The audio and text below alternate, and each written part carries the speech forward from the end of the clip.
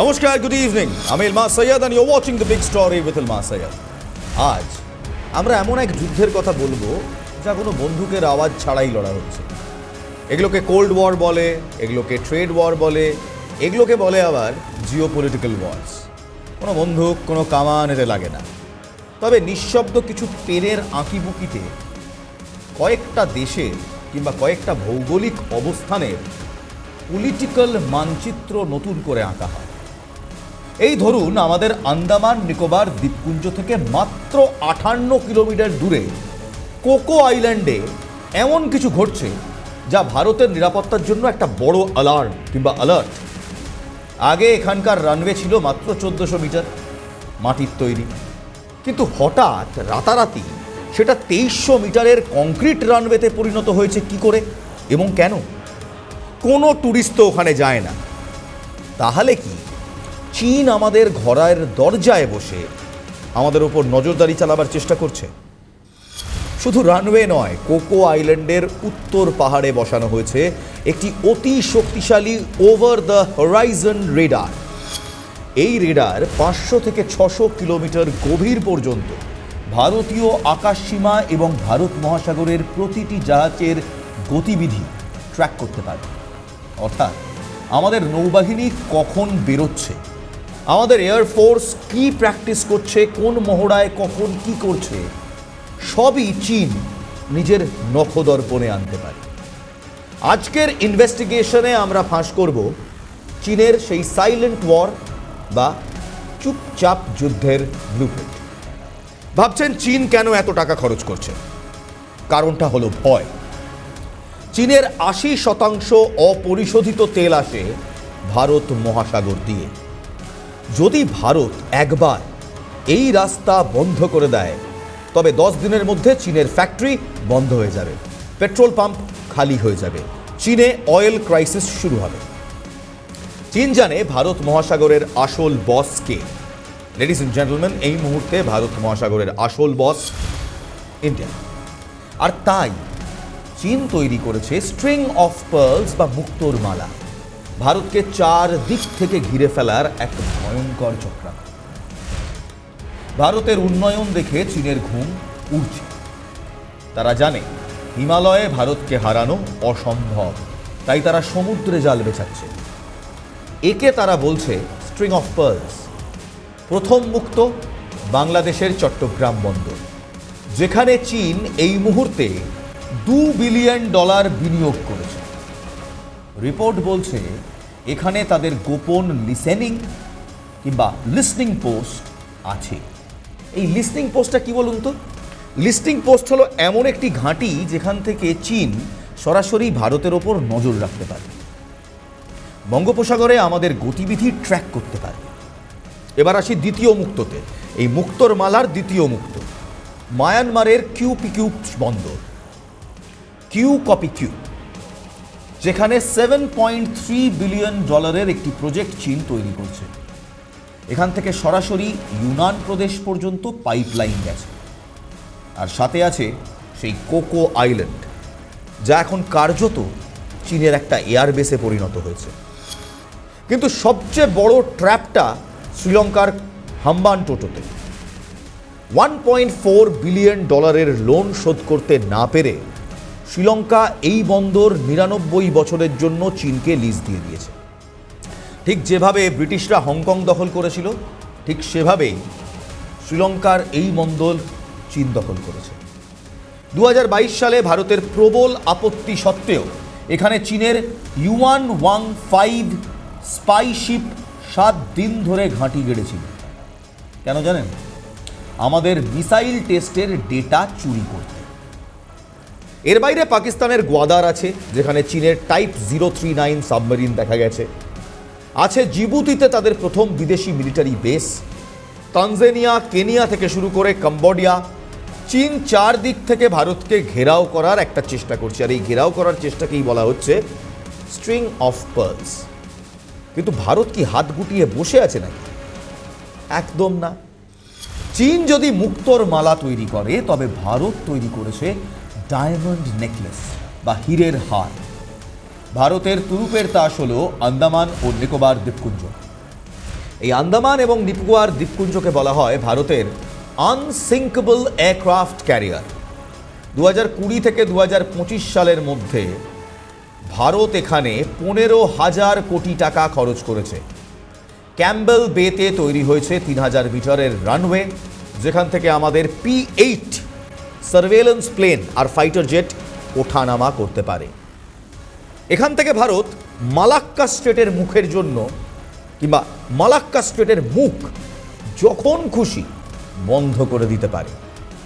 আর এই মালাক্কা স্ট্রেটের মুখ কিংবা মালাক্কা প্রণালী চীনের জন্য একটা মৃত্যু ফাঁদ, কারণ এই মালাক্কা প্রণালী বন্ধ করে দিলে তেল আসবে কিভাবে?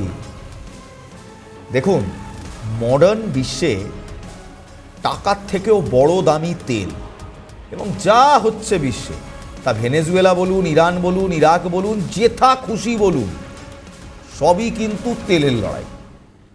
ভারতের রণকৌশল এখন আর শুধু নিজের সীমানায় সীমাবদ্ধ নেই। ওমানের দুকুম বন্দরে ভারত এখন ব্রাহ্মস মিসাইল এবং যুদ্ধজাহাজের পার্টস মজুত করছে। ইরানের চাবাহার বন্দর এখন পুরো দমে ভারতের নিয়ন্ত্রণে, যা পাকিস্তানকে বাইপাস করে আমাদের সেন্ট্রাল এশিয়ায় পৌঁছে দিচ্ছে।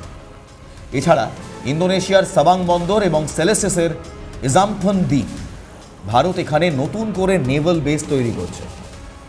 পার্থক্যটা বুঝুন, চীন লোন দিয়ে দেশগুলোকে ঋণের জালে ফাঁসিয়ে জর্জরিত করে জমি দখল করছে।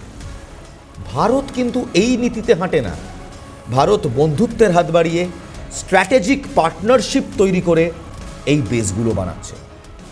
সিঙ্গাপুরের চাঙ্গি নেভাল বেস থেকে শুরু করে রিউনিয়ন আইল্যান্ডের ফ্রান্সের সাথে জয়েন্ট পেট্রোলিং। ভারত কিন্তু আজকে গ্লোবাল প্লেয়ার এবং গ্লোবাল পাওয়ার, এবং এই সব কিছুর জন্য ভারত কিন্তু ঋণ দিয়ে, ঋণের বোঝায় জর্জরিত করে, ব্ল্যাকমেল করে এই জমি হাতায়নি। স্ট্র্যাটেজিক পারসেপশন, স্ট্র্যাটেজিক পার্টনারশিপ, এভাবেই কিন্তু এই নেভাল বেসগুলো কিংবা এয়ারক্রাফট বেসগুলো আমরা তৈরি করেছি। এবার আসি সবচেয়ে বড় টুইস্টে। ভারত এখন চীনের ঘরের ভেতর ঢুকে চ্যালেঞ্জ জানানোর জন্য প্রস্তুত। দক্ষিণ চীন সাগরে যেখানে চীন নিজেদের দাদাগিরি দেখায়, সেখানে ইদানিং ভারতীয় যুদ্ধজাহাজ টহল দিচ্ছে। চীনের ওয়ান চায়না পলিসি কিংবা ওয়ান চায়না এক চীন পলিসিকে বুড়ো আঙুল দেখিয়ে ভারত এখন তাইওয়ানের সাথে ডিফেন্স টাই আপ বাড়াচ্ছে। খবর তো এও আসছে, তাইওয়ান ভারতের থেকে ব্রাহ্মস মিসাইল এবং আকাশ এয়ার ডিফেন্স সিস্টেম নিতে প্রবল আগ্রহী। যদি তাইওয়ানের হাতে ব্রাহ্মস পৌঁছে যায়, তবে চীনের ইনভেনশন ফ্লিট বা আক্রমণকারী জাহাজগুলো সেকেন্ডের মধ্যে ধ্বংস হয়ে যাবে। তাই প্রশ্ন উঠতেই পারে, তাইওয়ান নিয়ে ভারতের এত মাথা ব্যথা কেন? Why is India so concerned about Taiwan? কারণ ভারতের 55%-এরও বেশি বাণিজ্য এই পথ দিয়েই আসে। যদি চীন তাইওয়ান দখল করে নেয়, তবে তারা গোটা বিশ্বের এনার্জি সাপ্লাই এবং ট্রেড রুট, এই দুটোর মালিকানা একসঙ্গে পাবে। তাইওয়ানের স্বাধীনতা ভারতের জন্য একটা স্ট্র্যাটেজিক বাফার। তাইওয়ান যত বেশি শক্তিশালী হবে, চীনকে তত বেশি সময় তাদের পূর্ব দিকে নজর দিতে হবে। ফলে ভারত মহাসাগরে আমাদের ওপর চাপ কমবে। তাই এই মুহূর্তে ভারতের স্ট্র্যাটেজিক দরকার কিংবা স্ট্র্যাটেজিক নিড তাইওয়ানকে শক্তিশালী বানানো। সেই কারণেই তো তাইওয়ান যখন বলছে আমরা আকাশ এয়ার ডিফেন্স নেব, আমরা ব্রাহ্মস নেব, we are showing credible interest. কিন্তু আসল প্রশ্নটা অন্য জায়গায়, জানেন? আসল প্রশ্নটা হলো, যদি সত্যি যুদ্ধ বাঁধে, ভারত কি পারবে চীনের লাইফ লাইন বা মালাক্কা স্ট্রেট পুরোপুরিভাবে বন্ধ করে দিতে? চীন কি তার বিশাল নেভি নিয়ে ভারতের ওপর ঝাঁপিয়ে পড়বে? নাকি ভারত মহাসাগরের গভীরে ভারত এমন কোনো সিক্রেট ওয়েপন কিংবা গোপন অস্ত্র লুকিয়ে রেখেছে যা চীন কল্পনাও করতে পারছে না? ভারতের সেই মাস্টার স্ট্রোক যার কথা এতক্ষণ বলছিলাম, সেটা হলো ইন্দোনেশিয়ার সাবাং বন্দর। এটি মালাক্কা প্রণালীর একেবারে প্রবেশ পথে অবস্থিত। ভারত এই বন্দর ব্যবহারের অনুমতি পেয়ে চীনের গলার ফাঁস আরও শক্ত করছে। এছাড়া ভারত এখন ফিলিপিন্স এবং আর্মেনিয়ার মতো দেশগুলোকে অস্ত্র বিক্রি করছে। 2024 সালে ভারত মিলান নামে একটি নৌ মহড়া করেছিল, যেখানে 51টি দেশ যোগ দিয়েছিল। চীনের পরম মিত্ররাও সেখানে ছিল। কিন্তু চীনকে আমন্ত্রণ জানানো হয়নি। এটাই কি ভারতের ক্রমবর্ধমান দাপটের প্রমাণ নয়? মাই ডিয়ার ইন্ডিয়ান্স, লড়াইটা এখন শুধু টাকার নয়, লড়াইটা হলো ভূগোলের এবং বুদ্ধির। এবং ভারতীয় মগজাস্ত্রের কাছে চীনা মগজাস্ত্র বারবার মাত খায়। চীনের কাছে টাকা আছে, কিন্তু ভারতের কাছে আছে জিওগ্রাফি এবং অটল বন্ধুত্ব। আমাদের এস জয়শঙ্করজি জিওপলিটিক্যালি যে বন্ধুত্ব এই মুহূর্তে স্থাপন করতে পেরেছেন, তাতে ভারতের পাসপোর্ট এবং ভারতের বন্ধুত্ব রীতিমতো উচ্চ স্তরে রয়েছে। চীন কি করে? চীন দেশগুলোকে ঋণ দেয়, ঋণের দায়ে ডোবায়, আর ভারত ঠিক উল্টো কাজটা করে। ভারত তাদের সুরক্ষা দেয়, পার্টনারশিপ দেয়। ভারত সাগর কিংবা SAGAR security, SAGAR, security and growth for all in the region, SAGAR, security for all, security and growth for all in the region, এই ভিশন, ভারতের এই সাগর ভিশন আজ বিশ্বজুড়ে সমাদৃত। চীনের $1 ট্রিলিয়ন বিনিয়োগ আজ ভারতের স্ট্র্যাটেজির কাছে হার খাচ্ছে। ভারত আজ শুধু দক্ষিণ এশিয়ার শক্তি নয়, ভারত আজ ইন্দো প্যাসিফিকের অভিভাবক। আগামী 10 বছরে ভারত মহাসাগরের এই সাইলেন্ট ওয়ারে কে জিতবে? আপনার কি মনে হয়?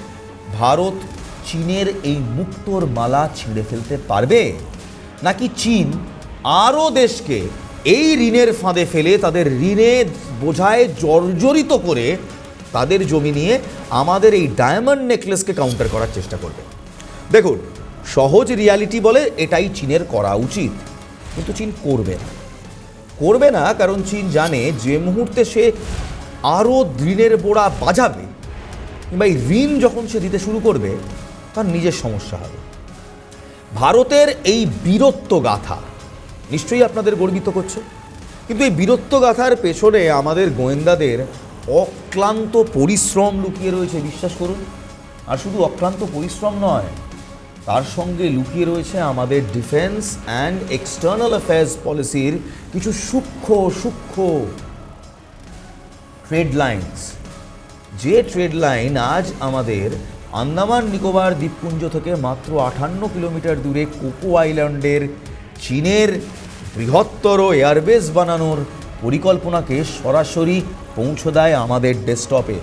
আমরা জানি চীন কী করছে এবং সময়ে খবর পাচ্ছি বলে সেটাকে কাউন্টারও করছি। ভাবুন না, আগে এই কোকো আইল্যান্ডে একটি রানওয়ে ছিল যেটা মাত্র 1400 মিটারের ছিল, মাটির তৈরি রানওয়ে। হঠাৎ করে রাতারাতি 2300 মিটারের কংক্রিট রানওয়ে হয়ে গেল, যেখানে কোনো ট্যুরিস্ট যায় না, পাণ্ডব বর্জিত একটি এলাকা। সেখানে কেন চীন ইনভেস্ট করছে? কারণ চীন চায় এখানে বসে আমাদের উপর নজরদারি চালাবে। কিন্তু চীন টেরও পায়নি গুণাক্ষরে, যখন তারা লুকিয়ে লুকিয়ে তলে তলে এই সমস্ত ঘাঁটি গাড়ছিল, তখন আমাদের গোয়েন্দারা সব খবর পাচ্ছিল। আজ এখানেই শেষ করছি। চীনের স্ট্রিং অফ পার্লসকে আমাদের ডায়মন্ড নেকলেস ভেঙে চুরমার করে দিয়েছে। আপনাদের কি মনে হয়? কেমন লাগলো আজকের আমাদের এই বিশ্লেষণ? কমেন্ট করে জানান। আর অবশ্যই যারা ইউটিউবে দেখছেন, যারা ডিজিটালে দেখছেন, নিশ্চয়ই বাকি ভারতবাসীর সঙ্গে আজকের বার্তা ছড়িয়ে দিন, সবার কাছে ছড়িয়ে দিন। ভালো থাকবেন, ভালো রাখবেন, and keep watching the big story. This is Ilmas Syed. Good night and Jai Hind.